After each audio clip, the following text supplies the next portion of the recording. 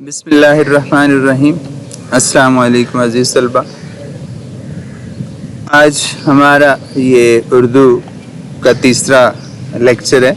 अपनी दरसी किताबें खोल लें। आज हम नस्र शुरू कर रहे हैं। आपका पहला सबक है नस्र के हवाले से मिर्ज़ा मोहम्मद सईद। इसके जो मुसन्निफ़ हैं वो शाहिद अहमद देलवी हैं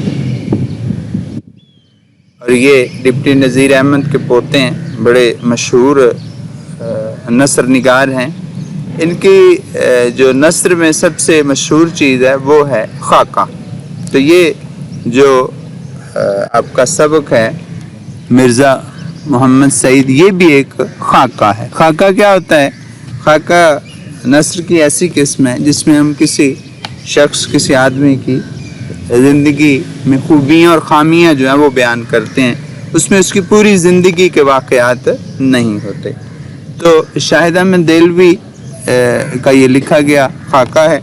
इसको हम शुरू करते हैं। आज इस लेक्चर में एक तो हम ये तशरीह करेंगे और उसके साथ साथ इंशाअल्लाह हम एक आपके पहली जो तफ़हीम इबारत है उसके हवाले से भी बातचीत होगी। ये देखिएगा, शुरू कर रहे हैं लेसन। सुबह अखबारों में ये पढ़कर दिल धक से रह गया। धक से रह जाना, परेशान हो जाना कि प्रोफेसर मिर्ज़ा मोहम्मद सईद का आज स्वयं है, यानी रस्म स्वयं जो तीसरे दिन आमतौर पर कुरान खानी की जाती है। खामोश ज़िंदगी,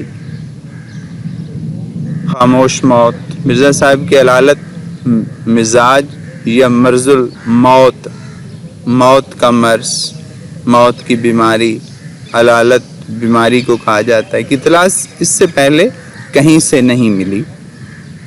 अजीज़ तलबा, अब ज़रा आपको बता दूं, यहाँ पे हमने तकरीबन ये 1.5 लाइन से ज़रा ज़्यादा पढ़ा। इसमें अब तशरीह करने का तरीका ज़रा देख लीजिएगा। पहले भी आपको 9th में भी बताया जा चुका, उसको रिपीट कर रहा हूँ कि पहले आप तशरीह की हेडिंग देंगे।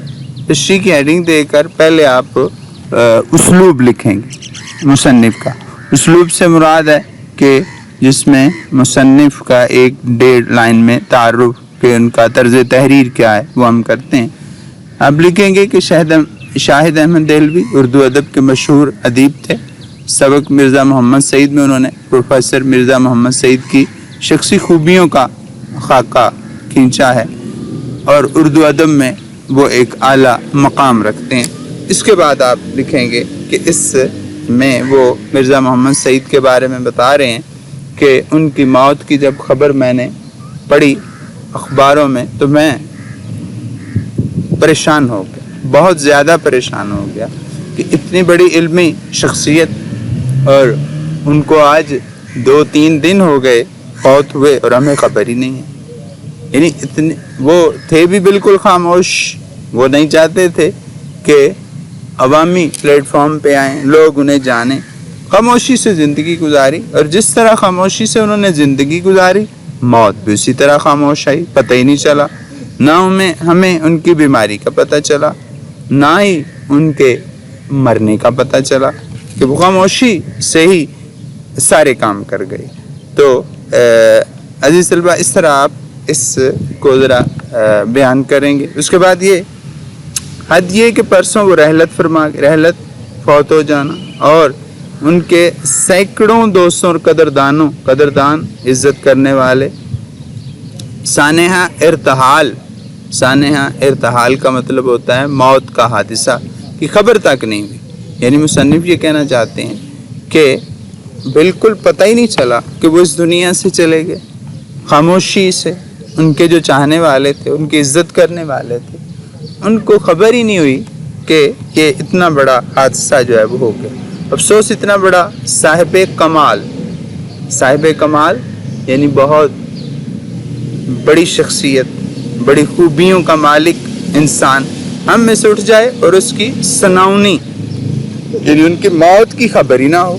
ये कितना बड़ा एक माशरे में, अगर मुसन्निफ़ कह रहे हैं कि ये एक बहुत जुर्म है कि हमें अपने साहिब कमाल जो इतने اہم لوگ ہیں ان کی خبر ہی نہیں، وہ اس دنیا سے جا رہے ہیں۔ کتنے بے خبر ہیں ہم لوگ۔ زندہ قوموں کا یہ شعار نہیں ہوتا، شعار طریقہ نہیں ہوتا کہ وہ لوگ اپنے پڑھے لکھے اور جو قابل لوگ ہیں ان کی خبر رکھتے ہیں، اپنے اہل کمال سے غافل ہو جائیں، بے خبر ہو جائیں۔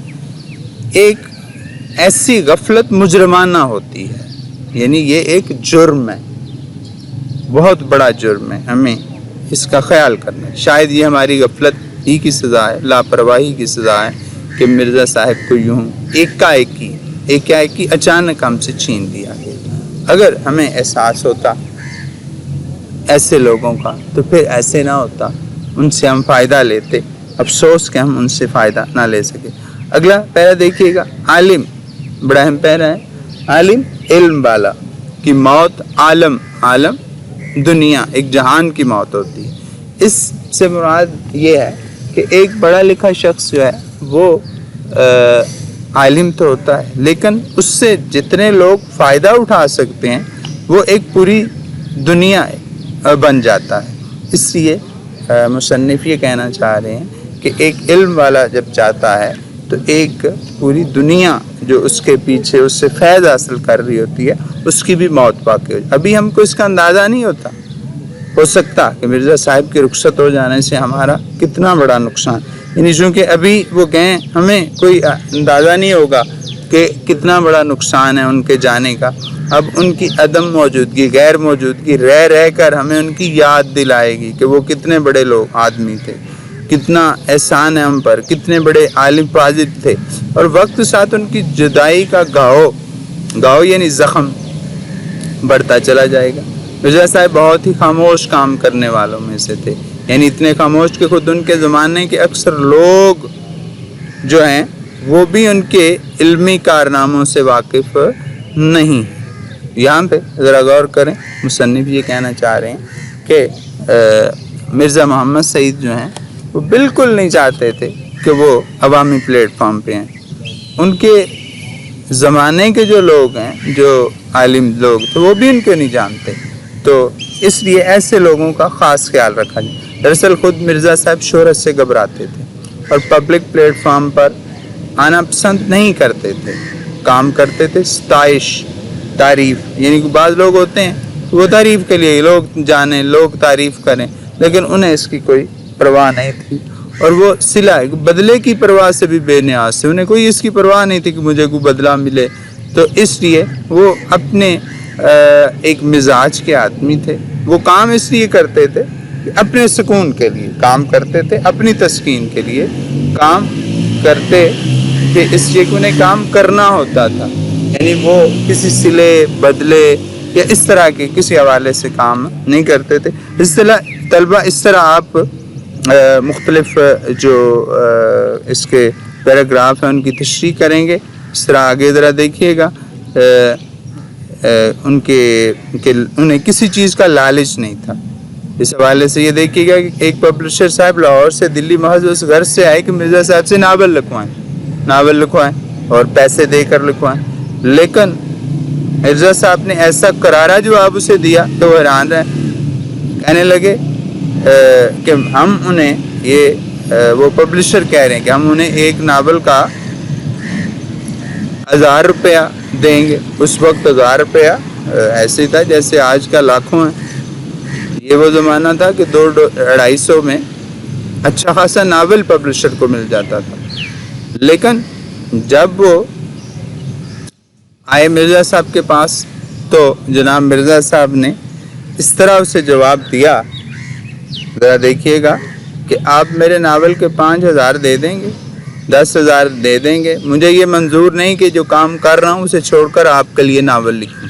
یعنی اس سے پتہ چلتا ہے کہ مرزا صاحب لالچ نام کی کوئی چیز، ایسی چیزوں سے وہ بالکل مبرہ تھے۔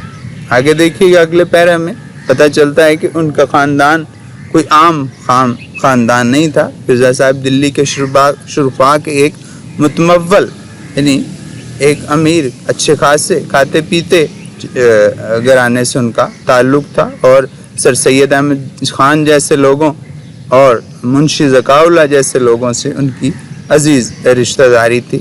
اس طرح عزیز طلبہ یہ آج ہم نے ایک دو اس کے پیجز کیے ہیں، انشاءاللہ نیکسٹ لیکچر میں اگلا کریں گے۔